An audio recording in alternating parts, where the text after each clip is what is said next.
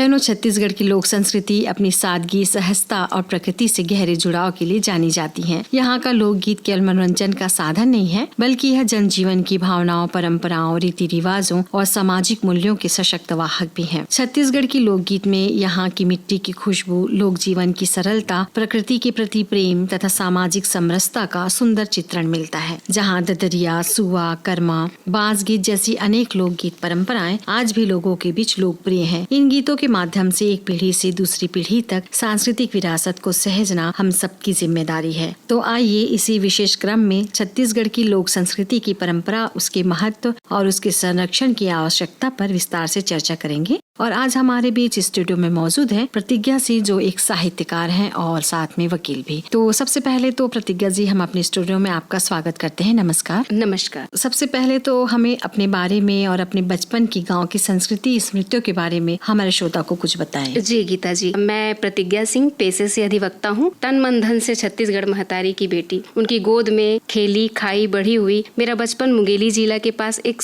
छोटे से गाँव किस तरह में बीता, और मेरे लिए गाँव का मतलब सुकून, शांति, दादी कहाना और गांव की दादियों से ददरिया सुनना मुझे बहुत अच्छा लगता था। जी। मुझे आज भी याद है जब बारिश आती थी और कुएं, तालाब, नदियां पानी से जब लबालब भर जाती थी, तब हमारे गांव के किसान व काकी काकियां, दाइयां सुकून से खेत में काम करती हुई ददरिया गाती थी। वह कभी न भूलने वाला वह सुकून भरा अविस्मरणीय पल था, जो मुझे आज भी याद है और मैं उसे याद करके बहुत आनंदित होती हूँ। जी प्रतिज्ञा जी, जैसे अभी आपने कहा कि आपको सारी चीजें अच्छी लगती हैं, ददरिया हाना है, तो ददरिया को पहली बार कब और किस माहौल में आपने सुना है और उस अनुभव को आप कैसे याद करती हैं? जी गीता जी, बहुत ही सुंदर प्रश्न किया आपने। मैं शायद 8 या 9 साल की थी। सावन का महीना था और उस समय खेतों में धान की रोपाई हुआ करती है। हम लोग गांव से हैं, तो हमारे घर के आसपास बहुत से खेत हैं और खेतों में जब बारिश आ जाती है, पानी भर जाता है, तो उसमें रोपाई का काम शुरू हो जाता है। तो सावन के महीने में हमारे गाँव की काकी काकियां रोपाई के लिए बहुत भारी मात्रा में 40-50 लोग आके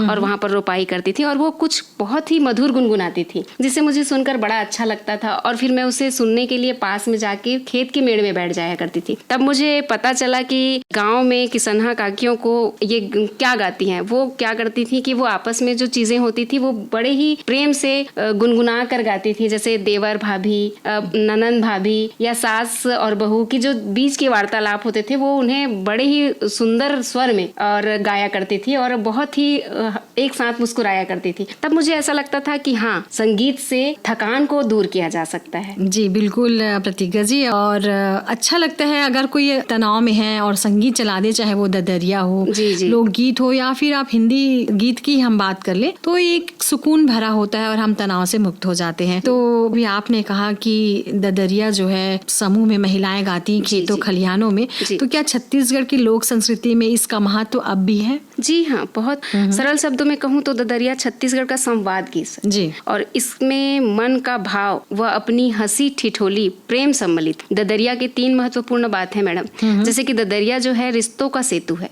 जी। देवर भाभी, ननंद भौजाई, सखी सहेली, सबके बीच एक दूरी ददरिया मिटा देती है। क्या बात। अपने मन की बात को ददरिया के माध्यम से कहने से कड़वी बात भी बुरी नहीं लगती जी। शायद इसलिए ददरिया को गाकर और आपसी संबंध को मधुर बनाया जाता है जी। माटी की पहचान ददरिया, तय का मोला मोहनी डार दिए गोंदा फूल, तय का मोला मोहनी डार दिए ना। यदि देवर भाभी को ऐसा बोलता है तो भाभी के चेहरे पे हंसी आ जाती है, या ननंद भाभी को बोलती है तो भी हंसी आ जाती है। तो ये एक ददरिया है और ये ठिठोली है। यह गाँव का स्कूल भी है। खेत के भीतर कीचड़ में काम करते 40 लोग जब ददरिया गाते हैं तो उन 40 किसानों के मेड़ में बैठे बच्चे उसे सुनते हैं और वो सुनकर कहीं ना कहीं उसे अपने दिमाग में स्टोर कर लेते हैं। तो कहीं ना कहीं ये एक सामाजिक स्कूल भी है जी, जो ददरिया को बढ़ा रही है। जैसे आप ददरिया की बात कर ही रहे हैं तो मैं आपको एक सिंपल सा सुनाती हूँ कि मेरे दादाजी थे और दादाजी हमारे बैठे रहते थे। गाँव में परछी हुआ करता है, बैठा बोलते हैं, और वहाँ बैठने के लिए खाट और पाटे लगे हुए रहते थे।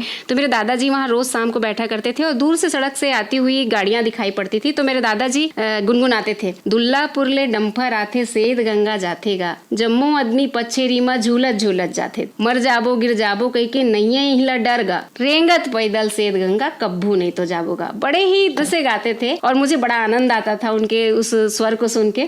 और वो सामने जो आंखों के सामने जो दिखती थी वही चीजों को वो अपने शब्दों को संगीत में पिरो कर गाया करते थे। क्या बात बात है प्रतिज्ञा जी, आपकी इस ददरिया से हमें वो गांव का वो आंगन, वो बैठा, वो दृश्य नजर आ रहा है और वो कितना अच्छा वो दृश्य रहा होगा, कितनी हंसी ठिठोली रही होगी। आज वो चीज हम अपने बीच नहीं देख पाते हैं। जी, एक बात जानना चाह रही थी कि क्या ग्रामीण जीवन और ददरिया के बीच आज भी किसी प्रकार के संबंध आप देखती हैं? बिल्कुल देखते हैं मैडम। सच कहें तो ग्रामीण जीवन की सांस है ददरिया। क्या बात। जब एक किसान हल जोतता हुआ रहता है और जब बैल थक जाते हैं, और जब बैल थक जाते हैं तो वह ददरिया गाते, और ददरिया गाते ही आप यकीन नहीं मानेंगे, बैल उठ खड़ा होता है और बड़े ही मस्ती से झूम कर चलने लगता है। तो कहीं ना कहीं इसमें ददरिया में एक भावनात्मक जुड़ाव है जो इंसान के साथ साथ जानवरों के साथ भी जुड़ा हुआ है। और ददरिया खेत में पैदा होता है, खलिहान में जवान होता है और चौपाल में अमर हो जाता है। शहर में पार्टियां होती है और गाँवों में काकियां एक साथ मिलकर ददरिया गाती हैं, जैसे कि चिटिक बैठ के जुड़ाले पीपर के छाँव माँ,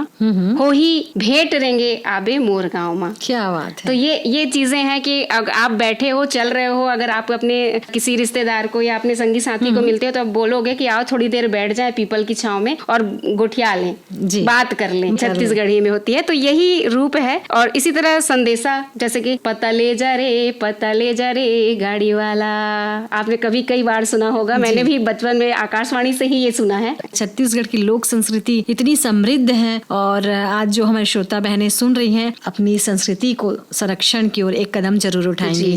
जी, तो प्रतिज्ञा जी, अभी आप ददरिया के बोल, प्रेम, प्रकृति और सामाजिक जीवन की झलक के बारे में बात कर रहे थे, तो इसकी विशेषता को आप किस तरह समझाती हैं? देखिए, ददरिया जो है ना 3 रंग का गुलदस्ता है जी, प्रेम, प्रकृति और सामाजिक जीवन। जैसे मैंने आपको पहले भी कहा कि सामाजिक जीवन, जब हम खेत में 40 किसान भाई बहन लोग काम करते हैं तो वहाँ हम एक समाज बैठ जाता है उनका, और वहाँ पे वो ददरिया गाते हैं और वो एक दूसरे को प्रचार प्रसार करते हैं अपनी सोच का, अपने विचार का, अपने संगीत का। तो ये हो गया एक सामाजिक जीवन। प्रेम, टूरी तोर माया ममन मोर बैरागी होगीगा, एक जवान युवा लड़का एक युवती के लिए गाता है कि टूरी तोर माया मोर मन बैरागी हो गया, तो ये प्रेम का रूप ले लिया, वो प्रेम में ददरिया गा रहे हैं। इसी तरह प्रकृति, आँखी माँ झुलत रही थे मोर गाँव के संझा बेरा, मस्ती माँ झूमत रही थे मोर गाँव के संझा बेरा, आँखी माँ झुलत रही थे मोर गाँव के संझा बेरा। अब देखिए, तरिया माँ फूल पखरी खोचे चारू खुच पचरी, जुड़ पुरवाई चलत थे बैठैया के मन हरत थे,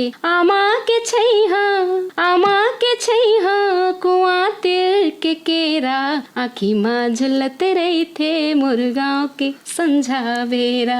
क्या बात है प्रतिज्ञा जी, वाकई में आपकी इस ददरिया के बोल ने हमको उस कुएं और वो नदी और तालाब के बीच में हमको ले गए, जहाँ पे हमने भी महसूस किया कि कितनी शांति और यहाँ सुकून है। जी, तो प्रतिज्ञा जी, मैं जानना चाह रही थी कि पहले गाँव में ददरिया गाने और सुनने की जो परंपरा थी, उसमें आज आपको क्या बदलाव दिखाई देता है? बदलाव तो आया है जिसे देखकर बड़ी तकलीफ होती है। पहले रोपनी में, मड़ई मेला में रात भर ददरिया गाया जाता था, विवाह में ददरिया गाया जाता। गीता जी, छुट्टियों में भी बच्चे जब एक साथ होते थे तो दादी नानियां बीच में आंगन में खाट बिछाकर ददरिया सुनाकर बच्चों को गाया करती थी। पूरा गांव एकजुट होता था, हंसी ठिठोली करते थे, जिससे गांव के परिवारों में आपसी संबंध मधुर होते थे।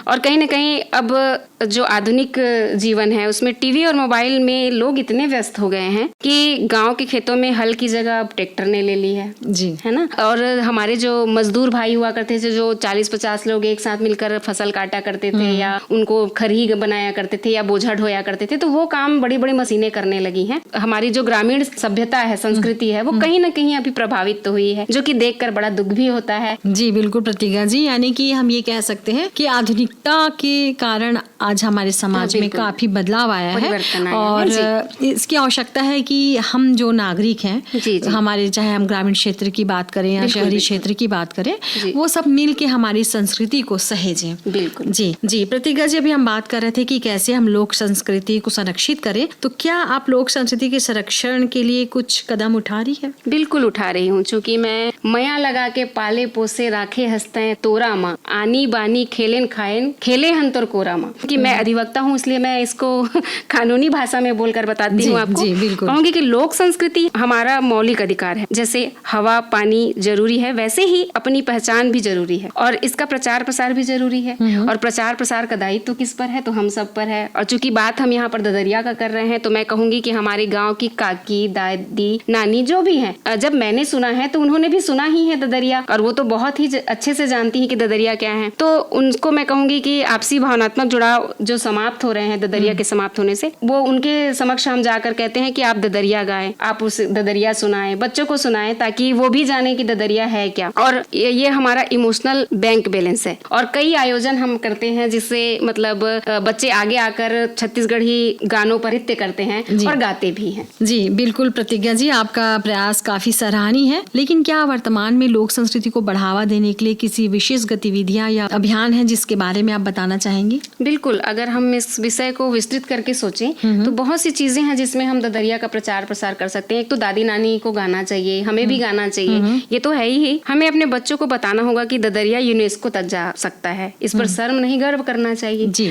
और स्कूल कॉलेज में लोक कला का पीरियड अनिवार्य हो जाए, कम से कम 45 मिनट तक, ना चाहते हुए भी इसे सुनेंगे और जानेंगे। और गीता जी, साथ ही ग्रामीण क्षेत्र में से विलुप्त हो रही लोकगीत व गीतकारों को राज्य सरकार को ध्यान देकर उनकी रचनाओं को संरक्षित करना चाहिए और उन्हें सम्मानित भी करना चाहिए। जी बिल्कुल जी। जब हम बात ददरिया की कर ही रहे हैं तो यदि संभव हो तो ददरिया की 2-4 पंक्ति हम सुनना चाहेंगे। जी, मैं साहित्यकार फैमिली से हूँ। मेरे पिताजी स्वर्गीय आदरणीय श्री केदार सिंह परिहार जी की बहुत सी रचनाएं हैं जिसको मैं बचपन से सुनती और गुनगुनाती आई हूँ।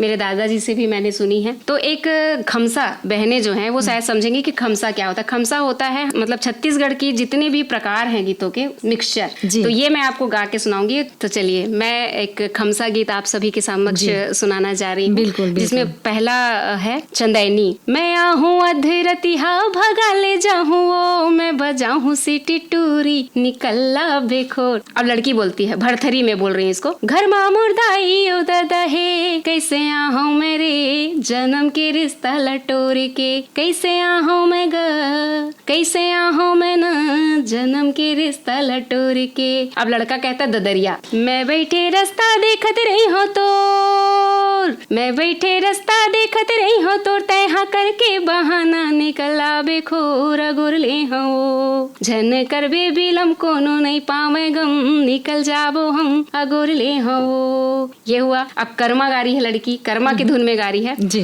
दाई दादा के माया नहीं तो पाहो रे, दाई दादा के माया नहीं तो पाहो रे, माया नहीं तो पाहो भैया मोर, तुर संग भगा के मैं हाँ नहीं तो जाऊं। अब लड़का बोलता है पंडवानी में, हाय रे माया रू में ना पिंजरा ले कैसे तय उड़ा बिना। अब हमारे यहाँ प्रचलन है छत्तीसगढ़ में बिहाव गीत का, तो लड़की इसको बिहाव गीत के धुन में गा रही है। गजब माया रू हवस्टूरा लेके बराती आ जा रे, भावर परा के डोला चढ़ा के ले जा बजा के बाजारे। अब हमारे यहाँ क्या होता है कि जेवारा, इतना के बेरिया कौन देवला सुमेरा, जने मोरे कर दे बिहाव हो। अब हमारी बहनें बहुत अच्छे से सुन रही हैं और समझ रही हैं, श्रोता बहनें। तो अब लड़की गाती है भोजली। अब भोजली को आवाहन करती है, देवी गंगा लहर तुरंगा हो, लहर तुरंगा, हमरो बिहाव कर दे ज्यादा झन तंगा, ए हो देवी गंगा। शायद आप समझ रही हो। अभी आखिरी में लड़का फाग में गाएगा, प्रथम गणेश मना हो मैं पहली, प्रथम गणेश मना हो मैं, अरे घर माँ डोला लेके आहो मैं पहली, प्रथम गणेश मना हो मैं। प्रेम प्रसंग के ददरिया में बहुत ही सुंदर चीज दर्शाई गई है कि हर चीज करने को बोला जा रहा है, पर एक संस्कार है जो एक दूसरे को बांध रहा है जी। तो इसमें कहीं ना कहीं हमारी सभ्यता और संस्कृति का भी प्रचार प्रसार है जी। तो ये देखो, ये भाग सकते हैं पर भाग नहीं रहे हैं, आके जबरदस्ती धमका के ले जा सकते हैं पर उससे भी वो कतरा रहे हैं। तो कहीं ना कहीं अपनी सभ्यता, संस्कृति, बड़ों का सम्मान इसमें है जी। तो लड़की फिर लास्ट में कहती है, एगा नहीं जावन भगा के जगमा फदीता हो ही, जगमा नमो से हो ही ना नहीं आई जावन भगा के, तोर संग बिहाव मोर हो ही, कैसे भी करके अपने माता पिता को मना लेंगे और उसी तरीके से शादी करेंगे जैसा वो लोग चाहेंगे। इस गाने में और पूरी तरह से यही दिखाया गया है कि संस्कार इतना ज्यादा होता है कि हम अपने बड़ों के सामने कुछ भी गलत करने से कतराते हैं, उनसे दूर होने से भी कतराते हैं। हमारा प्रेम है, जुड़ाव है, और तो हम कोशिश करते हैं कि जैसे भी हो परिवार वाले मान जाएं और सबकी मर्जी से शादी हो जाए। क्या बात है। तो प्रतिज्ञा जी, अंत में ददरिया और छत्तीसगढ़ की लोक संस्कृति के संदर्भ में आप हमारे श्रोताओं के लिए क्या संदेश देना चाहती हैं? गीता जी, मैं अपने श्रोता भाई बहनों को, बंधुओं को यही संदेश देना चाहूंगी, इस सावन अपने बच्चों को 10 मिनट के लिए टीवी और मोबाइल से दूर करें और थोड़ा डांट कर या प्यार से दादी और नानी के बीच बैठाएं और कहें कि बेटा ददरिया सुनो और दादी ददरिया सुना दो। और वो ददरिया जब सुनाएंगे तो बच्चों को बड़ा ही आनंद आएगा। और ये परंपरा हमारी समाप्त नहीं होनी चाहिए, यही मैं विनती करती हूँ सभी से। और आखिरी में यही कहना चाहूंगी, हम सभी बिलासपुर मरीथन, जब तक छत्तीसगढ़ के अरपा दाई में पानी रही, हमर छाती में माया रही, तब तक के हमर ददरिया अमर रही। तो प्रतिज्ञा जी, वाकई में लोक संस्कृति केवल हमारी परंपराओं, रीति रिवाजों, लोकगीतों और लोक कलाओं का संग्रह नहीं है, बल्कि हमारी पहचान, हमारी जड़ों और हमारी सांस्कृतिक विरासत का जीवंत स्वरूप है। लोक संस्कृति हमें अपने अतीत से जोड़ते हुए वर्तमान को समृद्ध भी बनाती है और आने वाली पीढ़ियों के लिए अमूल्य धरोहर छोड़ती है। तो प्रतिज्ञा जी, आपने अपना कीमती समय निकालकर हमारे स्टूडियो में, इसके लिए धन्यवाद। बहुत बहुत धन्यवाद गीता जी, जो आपने मुझे ये अवसर प्रदान किया। मेरे श्रोता भाई बहनों का धन्यवाद करना चाहूंगी जिन्होंने मुझे सुना। जी।